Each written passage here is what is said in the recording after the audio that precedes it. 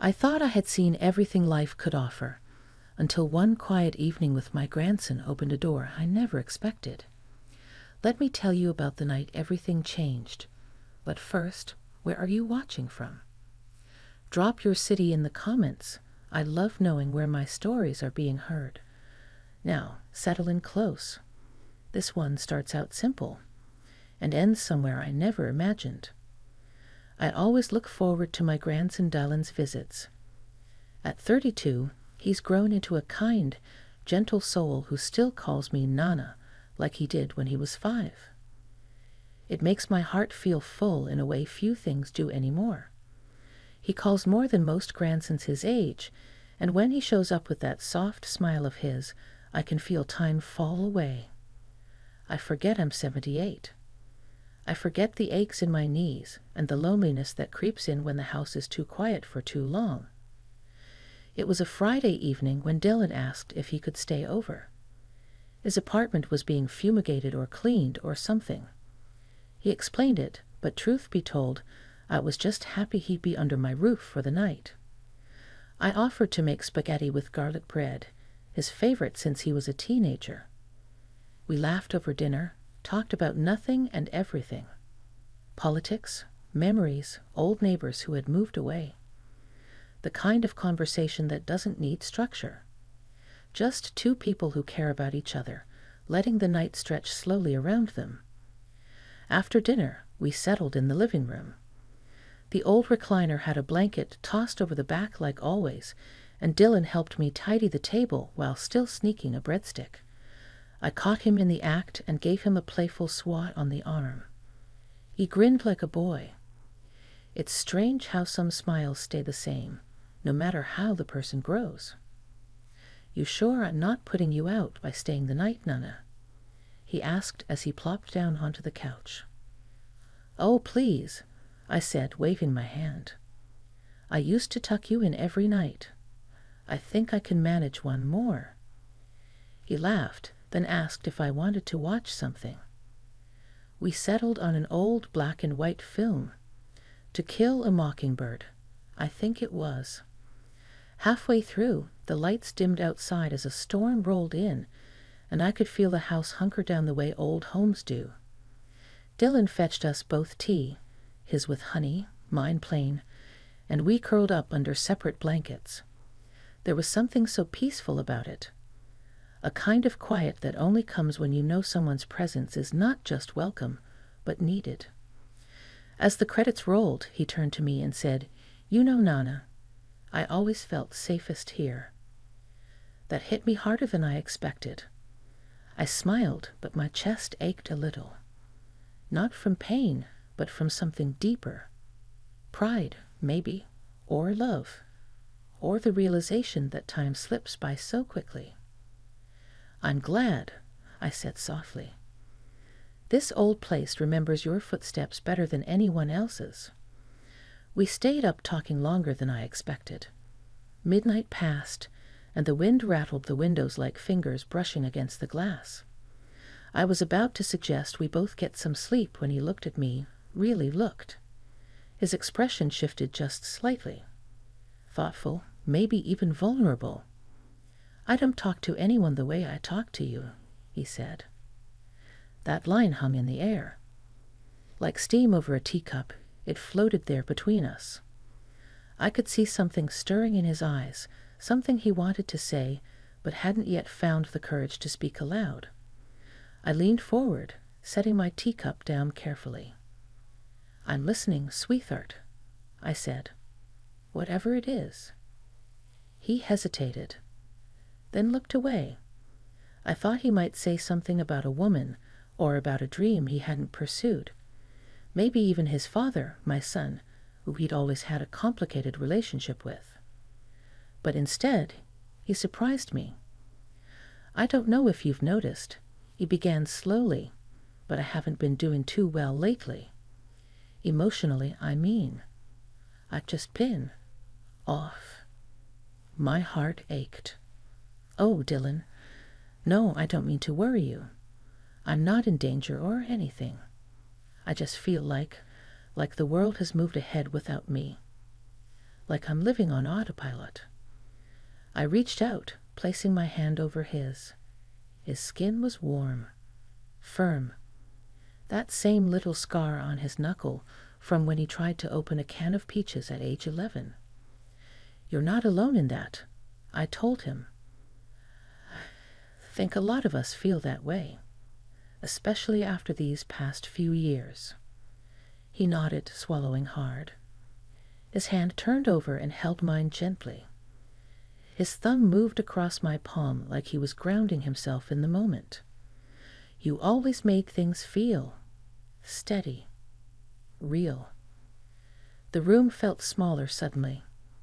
Not in a suffocating way, but in the way a quilt feels when you pull it tight around you in the cold. Safe. Close. Neither of us moved for a moment. The silence wasn't uncomfortable. It felt like the kind you earn.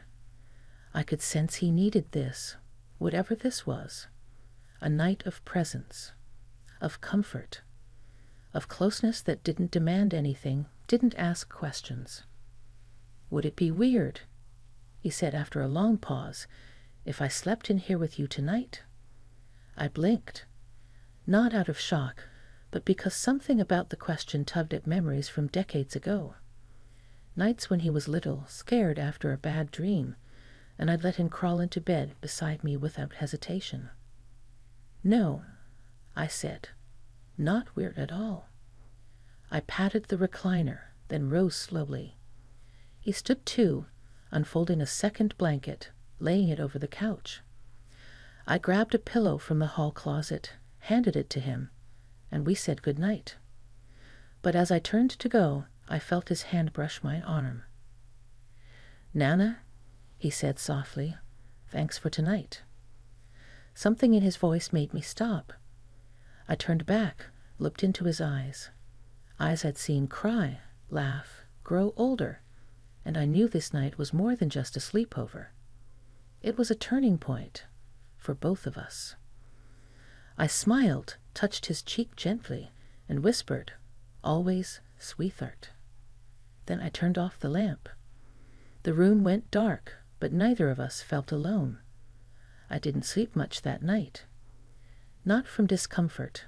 My old bed still suits me just fine, but from thoughts that stirred gently beneath the surface like ripples on still water. I lay there listening to the soft rhythm of rain tapping the windows, and every so often I could hear Dylan shift on the couch. It reminded me of when he was a boy, and I used to check on him through the crack in the nursery door, just to make sure he was still breathing. It's strange, isn't it? How even when they're grown, that worry never leaves you. Not really. Around 6 a.m., I rose quietly. My knees weren't thrilled about it, but I've learned to ignore their protests. The house was hushed, soaked in that early blue light that comes just before sunrise. I tiptoed through the hallway and paused by the living room entrance. There he was curled up under my crocheted afghan, his long legs dangling off the end like they always have. One arm hung over his chest, and his face was turned slightly toward the ceiling, peaceful in a way I hadn't seen in a long time. I stood there longer than I meant to. There was something sacred in that moment. The stillness, the safety. For a fleeting second, I wished time would stop right there. That the outside world would leave us be, frozen in that hush of morning where nothing was broken and no one was hurting. Eventually, I turned toward the kitchen and began clanking around gently. Made coffee the old-fashioned way, boiling water, stirring in the grounds by hand. Dylan always said I make it better than any machine. Maybe it's just the love I pour into it. He woke up not long after. I heard the creak of the couch springs and his footsteps padding across the hardwood. "Morning," he said, voice rough with sleep. I turned and smiled. His hair was a mess, sticking up in all directions, and he looked more like 16 than 32. "Coffee's ready," I said, handing him a mug. "Careful. It's hot." He took it with both hands like it was something precious. We didn't speak much for the first few minutes, just sipped side by side at the kitchen table, the kind of silence that doesn't need to be filled. Then he said something I wasn't expecting. "I feel different this morning." I looked over. He wasn't looking at me. He was staring down into his cup, watching the steam curl upward like thoughts he couldn't quite catch. "Different how?" I asked softly. "I don't know. Lighter. Like something shifted. Being here last night. It helped. A lot." I reached out and placed my hand on his forearm. His skin was warm. Solid. "You're allowed to need people, Dylan. Even now. Especially now." His eyes finally met mine, and I could see it, there just behind the calm, the storm he'd been carrying alone. The weight of years of expectations of trying to be strong when maybe he didn't want to be anymore. "I don't think I've let myself slow down in years," he said. "Always pushing, always performing. But last night, sitting with you, it reminded me of something I've missed. That feeling of being seen." My heart clenched at that, not from sadness, but from recognition. I knew that feeling well. I had lived many years after my husband passed, in the quiet, in the invisible. But Dylan had noticed me last night, and I had truly seen him, too. "Sometimes," I said, "we don't realize how much we're holding in until someone sits beside us and asks nothing." He nodded, then surprised me by reaching across the table and holding my hand, just like that, fingers lacing with mine. "I wish I could stay longer," he said. "But I've got to head to the office later. Meeting at noon." "Of course," I said, squeezing his hand. "You've got your life. But I don't want this to be just a one-time thing. Can I come back next weekend? Just to be here again?" The question caught me off guard, not because I didn't want him to. I did more than he knew, but because something in his tone had changed. There was a softness in it, a reverence. "Of course you can," I said. "This house will always be home to you." He smiled, and it was different than the one he gave when teasing or joking. It was the kind of smile someone gives when they feel safe, when they feel found. He left just before 9, kissed me on the cheek, hugged me longer than usual, and said, "Thank you for seeing me." After he left, I wandered the living room, folded his blanket, smoothed the couch cushions, picked up his empty mug from the coffee table. But I didn't feel alone. That evening, I found myself looking at old photo albums. There was one of him at 9, dressed in a Superman cape, grinning toothlessly at the camera. Another of us sitting on the porch swing, his tiny hand resting in mine. And now here we were, decades later, and the hand was bigger, stronger, but the need for comfort hadn't changed, and neither had the way I felt when he looked at me with trust in his eyes. It was just a sleepover, I kept thinking. But somehow, it wasn't. It had cracked something open, in him, in me, and for the first time in a long time, I felt like life still had a few quiet surprises left. Even at 78. Even in the simplest moments. Even when it's just a grandson sleeping on a couch. And I couldn't help but wonder what might happen next time. The following days passed with a strange sort of glow around them. Everything felt a little softer. I moved through my routines, watering the plants, folding laundry, setting the dinner table for one, but with Dylan's voice echoing in small corners of my mind. He had said things I hadn't expected, things that had stirred something in me. For the first time in a long while, I wasn't just existing through the week. I was waiting. Not impatiently, just curiously, like I was walking through a chapter that hadn't ended yet. Friday came, and so did the sound of his car pulling into the driveway around 6 p.m. I'd already set the table, and the roast chicken was resting beneath foil on the counter. I heard the front door creak open before he called out, "Nana." "In here," I said, turning toward the kitchen archway. When he walked in, he looked different. Not dramatically, but softer around the eyes. There was no mask of business, no weight from the outside world pressing down on him like before. Just Dylan. My Dylan. "Smells amazing," he said, setting a small overnight bag down near the door. I smiled. "You know I cook better when someone's coming." Dinner was easy, light-hearted. We laughed more. He told me about a coworker who'd accidentally sent a cat video to the company email chain, and I nearly choked on my wine. But underneath the laughter, there was an undercurrent, a quiet knowing, the kind of comfort that only grows when two people share something sacred, even if unspoken. After the plates were cleared and the dishes rinsed, we found ourselves once again in the living room. This time, he didn't bother asking what we should watch. He simply brought out the old wooden box from the bookshelf, where I keep decks of cards, a few board games, and that old black and white domino set from when he was a child. "I've been thinking about these all week," he said, opening the box. "You used to cry when you lost," I teased. He laughed. "Still do, if we're being honest." We played until the room was dim and only the lamp by the recliner lit our faces. The pieces clinked gently as we moved them across the table. No rush, just the slow rhythm of being near someone who knows your history without needing to retell it. After our 5th round, Dylan leaned back with a sigh. "I haven't felt this present in a long time." I nodded. There's something healing about letting yourself pause. He studied me then, not just my words, but my face, my hands, as if he were noticing every line, every movement.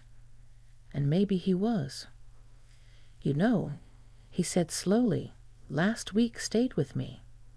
I kept thinking about it, about how it felt to just be with you. No pressure, no pretending." I swallowed the lump in my throat. "Me too." He leaned forward, elbows on his knees. "There's something I didn't say before, something I wasn't sure how to say." I felt my breath catch, but I didn't move. I let him speak. "When I was younger," he began, "this house was my escape. I'd walk here after school when Mom and Dad were fighting.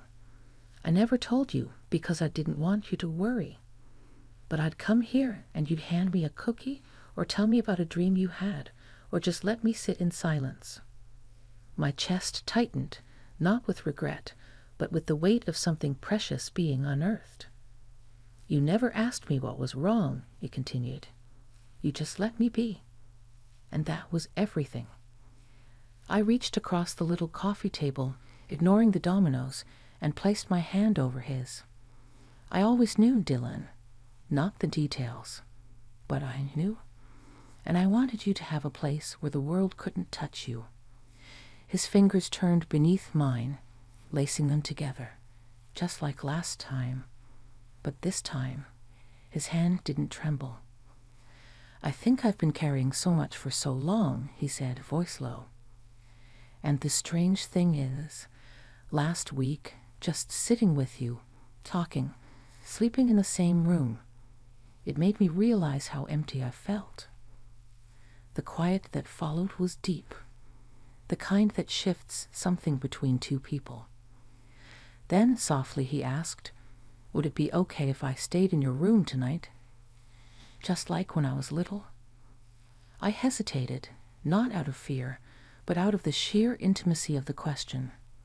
Not inappropriate. Just raw. Vulnerable. This was not a man seeking escape.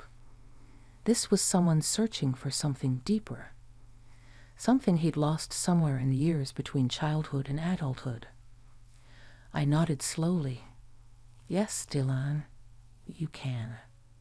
I rose first. He followed. Neither of us spoke as we stepped into the bedroom. I pulled back the covers on the right side, his side now, I supposed, and he stepped out of his jeans, folding them neatly before slipping under the blanket in his undershirt and boxers. I moved around to my side. My cotton nightgown swished softly as I climbed in, the familiar coolness of the sheets wrapping around my legs. For a moment, we lay there in silence, shoulder to shoulder, breath to breath. Then he whispered, "Can I?" I knew what he was asking before he finished. I opened my arms. He shifted toward me, head resting gently against my shoulder, one arm draped across my middle. Like a child. Like a man returning to something safe. I held him, quietly, tenderly, not as a child, not as a man, but simply as someone I loved. And in that silence, I realized something I hadn't dared to admit, not even to myself. I needed this too. Not just him. Me. We stayed like that for a long time. His breathing slowed against my shoulder, warm and steady, and I could feel the weight he had been carrying begin to soften. My hand rested gently on his arm, fingertips tracing slow, calming circles, something I used to do when he was a boy with growing pains, crying quietly into his pillow because he didn't want to seem weak. But this was different. He wasn't a boy anymore, and I wasn't just a grandmother offering comfort. There was something unspoken between us now, a deep, respectful closeness that existed outside of words, a kind of healing you don't plan for. It simply unfolds when two souls finally stop pretending they're fine. I lay there, staring at the ceiling, wondering how many moments like this I'd missed, because I assumed people didn't need them anymore. We live in a world where being strong means being silent, where emotions are rushed aside. But here in the quiet of my room, with Dylan resting beside me, I realized that sometimes what we need most is to just be held. No questions, no fixes, just held. Eventually, he spoke again, barely a whisper. "I'm scared, Nana." My heart tensed. Of what, sweetheart? He hesitated. Of getting older. Of ending up alone. Of never being truly understood. I turned slightly, cradling his head against my chest the way I used to when he was small. My voice stayed low, steady. "You're not alone. You never will be. And as for being understood, sometimes we have to allow ourselves to be seen before we can be known." He nodded against me. "You've always seen me." There was a pause, then he added, "I don't even know if I deserve that."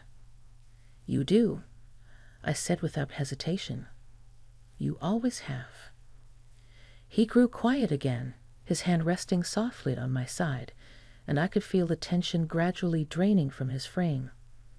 There was a peacefulness in his stillness, the kind that comes only when someone has finally let down their guard. I don't know how long we stayed like that. Time didn't matter. The storm from the week before had passed, but it was the storm inside him that had finally calmed. At some point during the night, I must have dozed off. When I opened my eyes, morning had arrived again, soft golden light spilling through the curtains, the sound of birds outside, and Dylan still beside me, eyes closed, breathing slow and deep. I watched him for a moment. His face was relaxed. He looked younger somehow, or maybe not younger, but lighter. And in that moment, I understood something that brought both peace and a little ache to my heart. No matter how old we grow, no matter how strong we appear, we never stop needing to feel safe, to feel close, to feel known.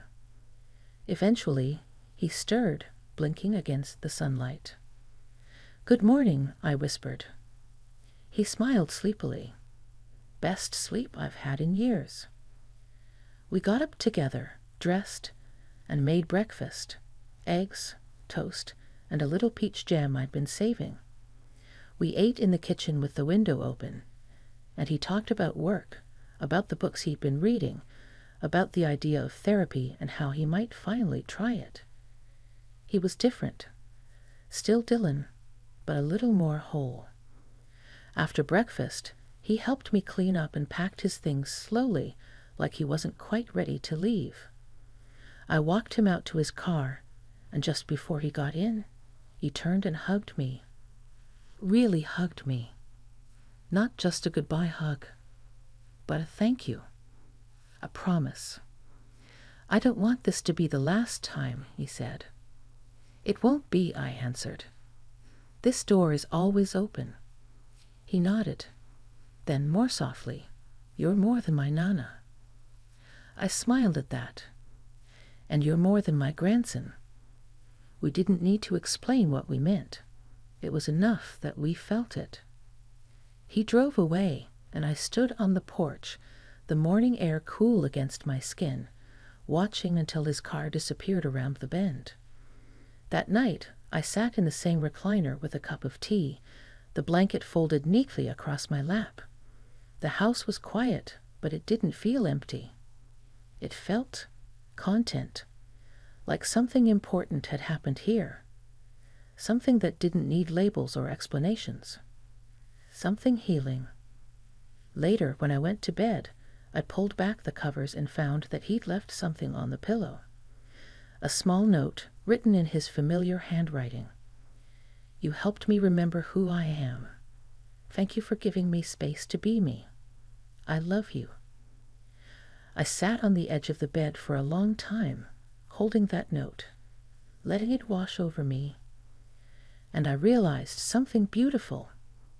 It had started as just a sleepover, but what it became was something far deeper, a reunion of hearts, a rediscovery of connection, and a quiet, powerful reminder that we're never too old or too far gone to open the door and let love walk back in, even if it arrives disguised as a grandson with tired eyes and an overnight bag. And I'll be here, always, waiting, welcoming, and willing to hold space for him and for myself.